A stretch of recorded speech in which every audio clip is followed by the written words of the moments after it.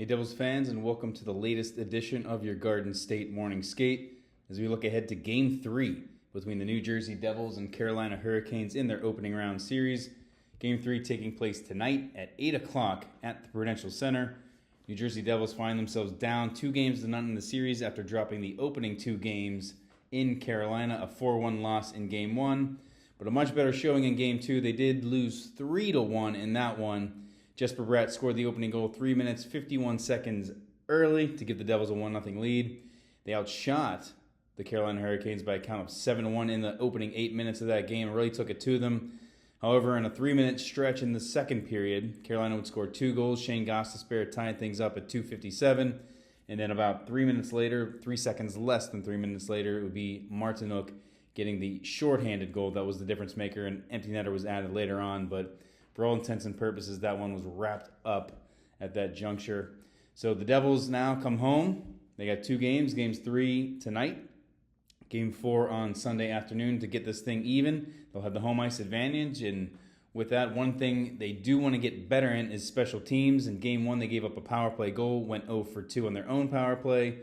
In Game 2, they went 0 for 3, so that's 0 for 5 in the series, and surrendered a shorthanded goal. So they were a -1 in each game, and that has pretty much been the difference. That's something that Sheldon Keefe and Stefan Nason said they need to get better at, particularly the power play. Getting through their pressure, getting through their power play is hard. You know, they're number 1 in the league for a reason. Once you're able to get through that, then they don't stop coming too. So you got to be ready to make the next play. In order to get in on the entry, you've got to get time, you got to get space, you got to get set. The other part of that is face-offs. If you win the face-off and you get control of the puck, right away you have control. You sort of get the upper hand on the power play. We just haven't been able to do that with much consistency through 2 games. And now we welcome in Matt Loughlin, the man who is often imitated, never duplicated. Welcome again to the show here, Matty. Sam, thanks very much. There are many reasons why I want the Devils to not only extend this series, but go on to the next round, and those introductions are part of it. Very kind of you. Thank you. Of course. So some big news here. Let's get it right off the hop. Jonas Siegenthaler returned to practice yesterday, expected to join the morning skate today. Hasn't played since February 4th. Of course, he suffered undisclosed injury, and I know it's a little too much now to wonder what his status could be, but in yesterday's practice, he did skate with Shimon Nemitz, and Dennis Cholowski, the player you expect to come out of the lineup, was a fill-in for Brett Pesce alongside Dougie Hamilton. So all things looking good on that front. I know Sheldon Keefe didn't quite reveal anything, but he did say they are getting pretty aggressive. What would his return mean for this club?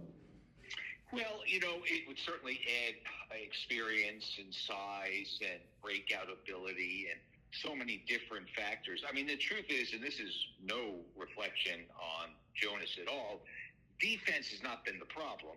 Offense has, but I go back to his breakouts, which are pretty good, and I think that that's a huge advantage if Jonas returns to the lineup.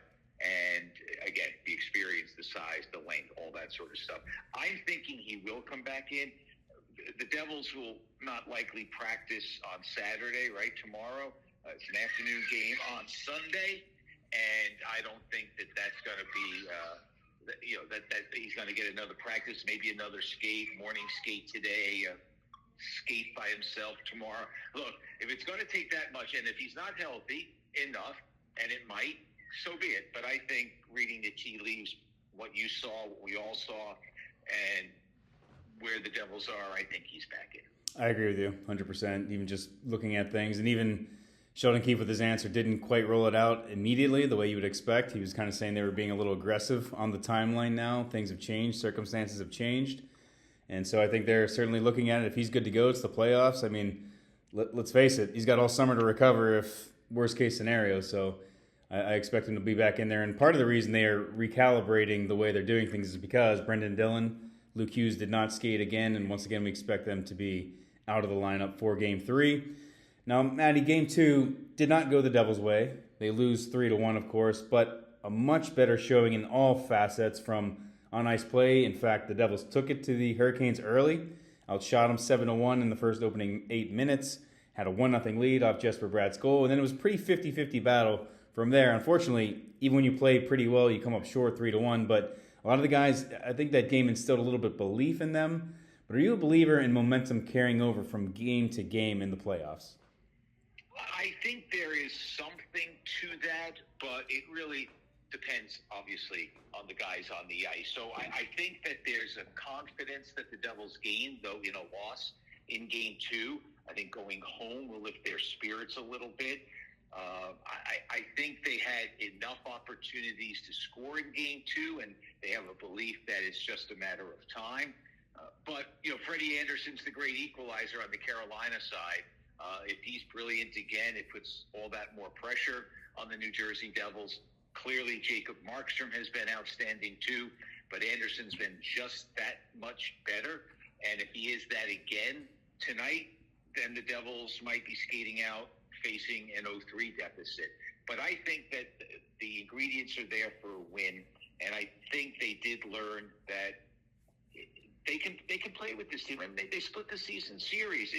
They were outplayed and outmatched for most of the first game, and I think there was a sense of, okay, what's going to happen here with all the injuries? But I think they've regained their balance a little bit. Yeah, I got to say, I think a lot of people counted them out going into the series, and then looking at how they played in Game 1 and losing two of their top defensemen, a lot of people expected them to fold, and so they showed some resiliency and some backbone, certainly. A little bit of punchback in that second game, but you mentioned the offense, which has been an issue, certainly really all season long, but particularly these first couple games, the great equalizer for them on the offensive side, though, was the power play. The special teams had really stepped up for them all season long. What's missing right now from the power play? They're 0 for 5 on the series, gave up the shorthanded goal. Overall, they're -2 in the series on the special teams front, and the Devils really do need it to be a difference maker. They do, and it's funny, going into the playoffs, most people think, well, it's a 5-on-5 battle. Special teams don't play as much of a role because penalties aren't called as frequently. Well, this series is an example to the contrary, right? 5-on-5, the Devils have been right there, but special teams have been the difference. Look, they're going up against the number 1 penalty-killing unit in the National Hockey League all season long, and a unit that, for the most part, has been together for a long time. So it's not easy. I think that the power play they had late in the game on Tuesday, or later in the game, they had 5. I think it got adjusted down to 4 shots on goal, and Anderson made some incredible saves. I think that's what you see. Sheldon said yesterday after practice, it's about being able to get in and set up and not scramble and not always have a clear. Get your 5-man unit set up and put the pressure on them. Carolina doesn't allow you to do it. I think their entries on that one power play in particular were pretty good. They were able to direct pucks on the net. They clearly need more of the same. And, you need a little puck luck too, right? And whether lifting a puck another 2 inches is puck luck or whether getting to a loose puck. Andre Palat, I know it wasn't special teams, Andre Palat chasing after loose puck with an open net, just didn't get there. I don't know if that's luck or what you want to call it, but those little things could be difference makers if they turn the Devils' way. And last thing for you before we let you go, of course, when you mentioned the season series was split, 4 games, 2-2, both teams held court on home ice. So both teams won the games at home. So Carolina in the playoffs, they've won their 2 home games. Now it comes back to New Jersey. Do you believe in home ice advantage in the playoffs? Because sometimes, it seems to pan out pretty well. Sometimes not so well. Sometimes it's a crapshoot. But, you get the last change. You get your fans. You get some of that extra energy. Do you think that'll make a difference for the Devils?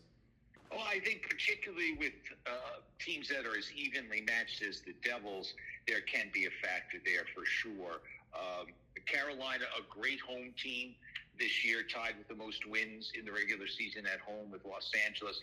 Not as good on the road. So the Devils will get some lift there, hopefully. And I think that,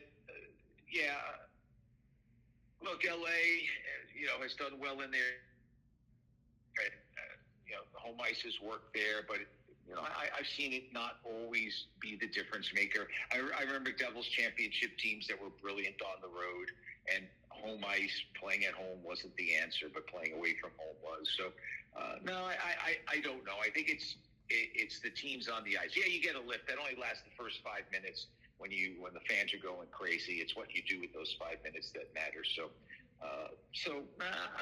I'm not sure. I think it's a new game. I really do. I think the matchups, I don't know if they favor the Devils, but at least they get last change. and I think that will be an issue too. Plus, I know Chico and I were talking about it. It's been written that teams that fall behind 0-2 in the series, they only win 14% of the time. But I remember losing 2 games, and Sam, you remember it as well. 2 games at home, first 2 games of the Rangers series 2 years ago. Power play for the Rangers was lethal. Devils had lost 2 games by wide margins. Dougie Hamilton with the overtime game winner in Game 3. That series went 7. Yes, the Devils had home ice advantage in Game 7, but they did win that series, and so there is a chance. There is hope. And with that, once again, Matty, a pleasure. Sam, it's been great to spend time with you during this series. Let's hope we have a long run. Indeed. That's Matt Loughlin for you. And one final reminder for you, puck drop is at 8 o'clock tonight at the Prudential Center between the Devils and Hurricanes for Game 3. You can catch it on MSG-SN as well as TBS and Max. That'll be the television broadcast. And, of course, on the radio, check out Matty and Chico Resch on the Devils Hockey Network. Enjoy Game 3, and we'll be back with Game 4 soon.